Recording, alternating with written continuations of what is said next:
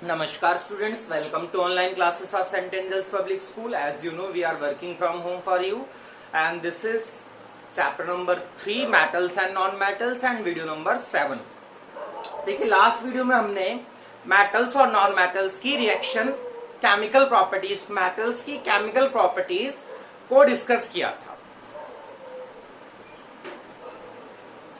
तो उसमें एक प्रॉपर्टी थी कि मेटल्स की ऑक्सीजन से रिएक्शन।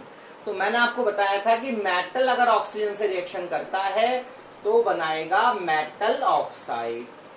बट इसमें मैंने आपको बताया था कि सभी मेटल्स और मेटल से ऑक्सीजन की रिएक्शन का मतलब होता है जल जाना। मतलब एक ऑक्सीजन रिएक्शन का मतलब ही जल जाना। अगर कोई चीज ऑक्सीजन से रिएक्शन करने लग गई तो इट मीन्स ऑलमोस्ट एक जनरल वे में वो जल ही रही होगी। एक जलना भी मतलब है, लकड़ी अगर जल रही है तो इट मीन्स वो ऑक्सीजन से रिएक्शन कर रही है। बट सारे मेटल नहीं जलने लगते। तो मैंने आपको समझाया था कि सोडियम और पोटाशियम जो होते हैं they catches fire as we expose them in air because they are highly reactive. पता है आपको, आप अगर वीडियो देखेंगे तो आपको पता लगेगा। और आपने ये भी पढ़ा था कि अगर हम जिंक, एल्युमिनियम और मैग्नीशियम को ऑक्सीजन एयर में एक्सपोज करें, खैर वो जलते नहीं है पर उनके ऊपर क्या बन जाती है, प्रोटेक्टिव लेयर बन जाती है, सुरक्षा परत बन जाती है जो अंदर की लेयर्स को, अंदर की परतों को ऑक्सीजन से रिएक्शन करने से रोक देती है। चलिए अब इसके बाद हम आगे बढ़ते हैं और आयरन की ऑक्सीजन से रिएक्शन को स्टडी करते हैं।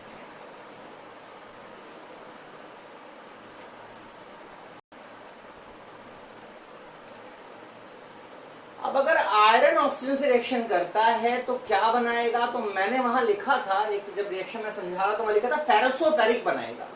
और वैसे अगर मेटल ऑक्सीजन से रिएक्शन करता है तो क्या बनाता है, मेटल अगर ऑक्सीजन में रिएक्शन करता है तो क्या बनाता है, तो अगर हमारा मेटल ऑक्सीजन से रिएक्शन करेगा तो बनाएगा मेटल ऑक्साइड। तो अगर आयरन भी तो मेटल है, वो भी ऑक्सीजन से रिएक्शन करेगा, मेटल ऑक्साइड बनाएगा।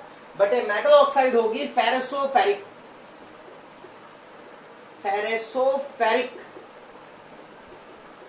ऑक्साइड। अब ये फेरोसोफेरिक क्या होता है, चलिए उसको छोड़ते हैं। पहले एक और बात समझते हैं कि पहली बात, लोहा आग में नहीं जलता है। Iron not Burns in air, लोहा आग में नहीं जलता है। फिर रिएक्शन कैसे होगी,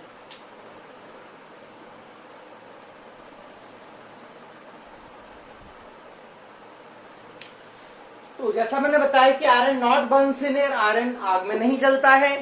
तो क्या जलता है, बट आयरन फिलिंग्स यानी कि छीलन,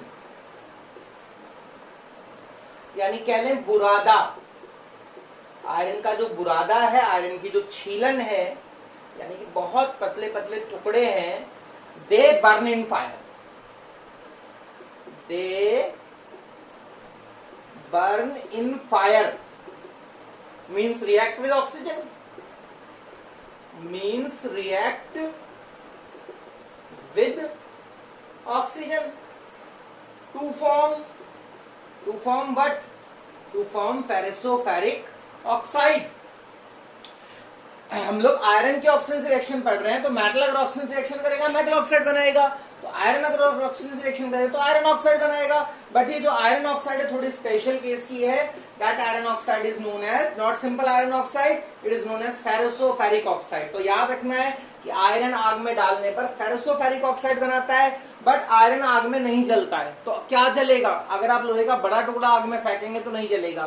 क्या जलेगा, आयरन फिलिंग्स जलेंगी, लोहे का बुरादा जलेगा आग में, और क्या बनाएगा, मींस ऑक्सीजन रिएक्शन करेगा और क्या बनाएगा, फेरोसोफेरिक ऑक्साइड। तो आप ये समझिए कि फेरोसोफेरिक ऑक्साइड क्या होती है, मैं समझाता हूं आपको, बाकी आप याद रखिए कि अगर आयरन ऑक्सीजन से रिएक्शन करेगा तो फेरोसोफेरिक ऑक्साइड बनाएगा। और एक और याद रखने वाली बात कि लोहे का बड़ा टुकड़ा आग में नहीं जलता है। तो आयरन फिलिंग्स आग में फेंकने पर क्या होता है, छीलन आग में फेंकने पर क्या होता है, जलने लगती है, ऑक्सीजन से रिएक्शन करने लगती है और फेरोसोफेरिक ऑक्साइड बनाती है।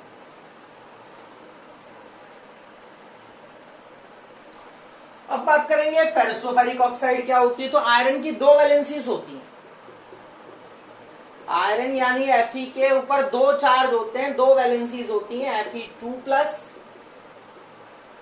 और Fe3+। तो एक आयरन के पीस में Fe2+ और Fe3+ दोनों तरह के आयंस हो सकते हैं।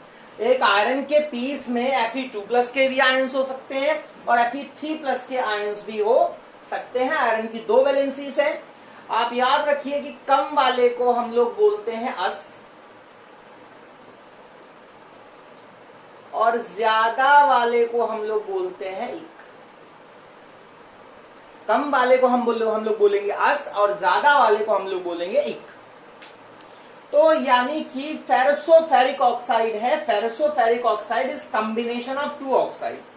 फेरसोफेरिक ऑक्साइड जो है वो दो ऑक्साइड का कॉम्बिनेशन है। एक तो ये FeO बना जहां आयरन की वैलेंसी 2+ है। देखिए 2+ 2- सेम है तो यहां कुछ भी नहीं आएगा नीचे। तो ये है ferrous oxide. This is ferrous oxide.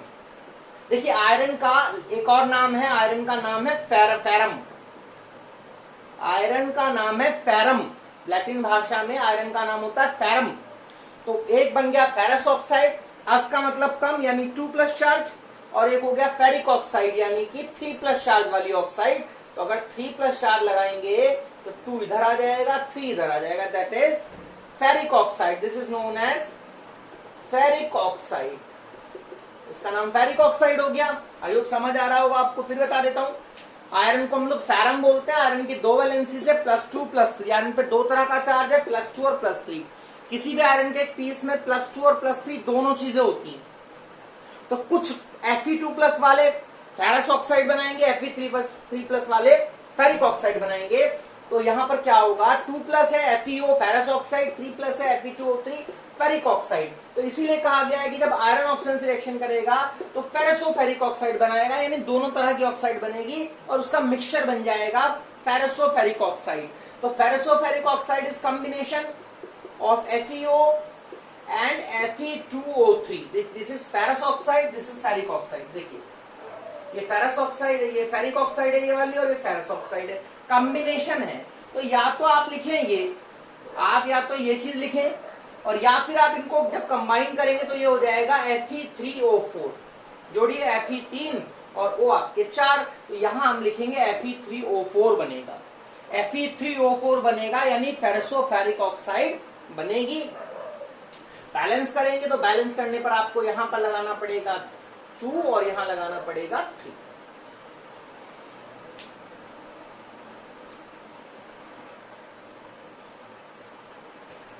फिर से बता देता हूं। अस का मतलब कम, इक का मतलब ज्यादा। आयरन का नेम फेरम होता है। आयरन के दो चार्ज होते हैं, +2 +3। तो जब +2 वाला चार्ज वाला आयरन ऑक्सीजन से रिएक्शन करेगा तो फेरस ऑक्साइड बनेगा। +3 वाला आयरन जब ऑक्सीजन से रिएक्शन करेगा फेरिक ऑक्साइड बनाएगा। इसलिए जब आयरन को आप ऑक्सीजन से रिएक्शन कराएंगे तो फेरसोफेरिक ऑक्साइड बनेगा। कॉम्बिनेशन बनेगा दो ऑक्साइड का। Fe3O4 लिखे या तो आप इसे ये लिखे, दोनों में से कुछ भी लिखा जा सकता है। इसी को हम लोग क्या लिख सकते हैं, इसी को हम लोग लिख सकते हैं iron second and third oxide. और इसी का एक और नाम है, दैट इज मैग्नेटिक ऑक्साइड। इसी का एक और नाम है, इसे हम मैग्नेटिक ऑक्साइड भी बोल सकते हैं।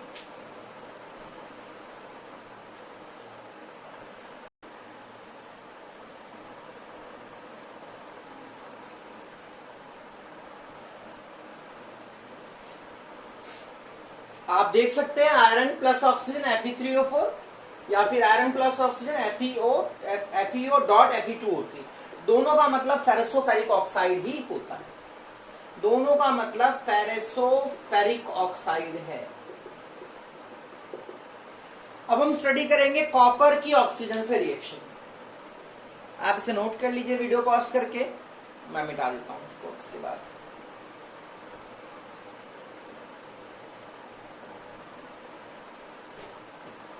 अगला है कॉपर की ऑक्सीजन से रिएक्शन। तो देखिए अगर मेटल ऑक्सीजन से रिएक्शन करेगा क्या बनाएगा, मेटल ऑक्साइड बनाएगा। इसमें तो कोई डाउट वाली बात है ही नहीं। तो अगर कॉपर ऑक्सीजन से रिएक्शन करेगा तो क्या बनाएगा, वो भी कॉपर ऑक्साइड बनाएगा। बट आपको याद रखना है copper also not burn in fire but turns black, काला पड़ जाएगा, जलेगा नहीं काला पड़ जाएगा, बट टर्न्स ब्लैक। क्यों पड़ जाएगा, बिकॉज ऑफ फॉर्मेशन या due to formation of black layer of copper second oxide. याद रखने वाली बात है, कॉपर भी आग में नहीं जलता है पर काला पड़ जाता है। काला क्यों पड़ जाएगा, बिकॉज उस पे कॉपर सेकेंड ऑक्साइड की ब्लैक लेयर क्या करेगी, बन जाएगी।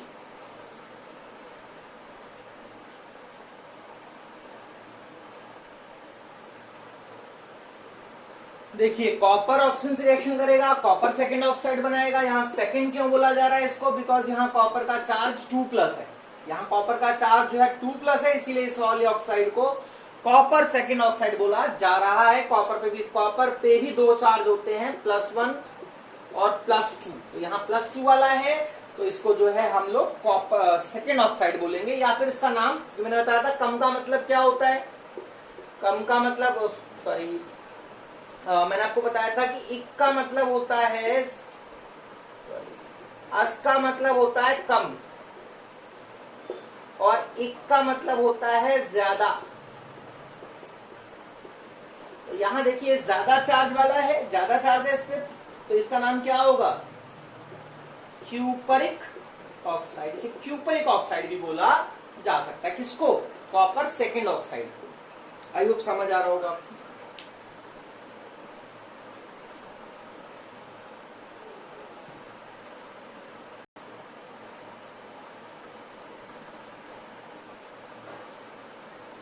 तो ये आपके सिल्वर, गोल्ड, प्लैटिनम, ये ऐसे मेटल हैं जो ऑक्सीजन में रिएक्शन करते ही नहीं है। क्यों नहीं करते, because they are least reactive, इसलिए वो जो है क्या कहते हैं आपका ऑक्सीजन में रिएक्शन करते ही नहीं है।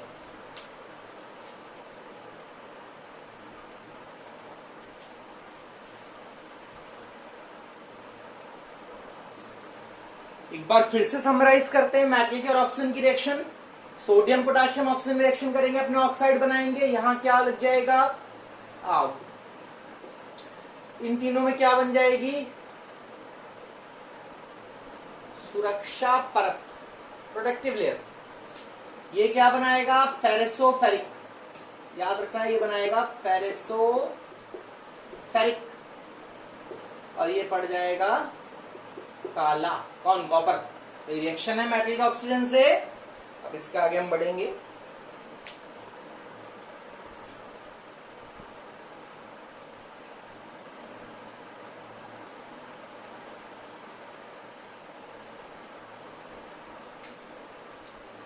तो अभी आपने स्टडी किया कि अगर मेटल ऑक्सीजन में रिएक्शन करेगा तो क्या बनाएगा, मेटल ऑक्साइड, आपने पढ़ा।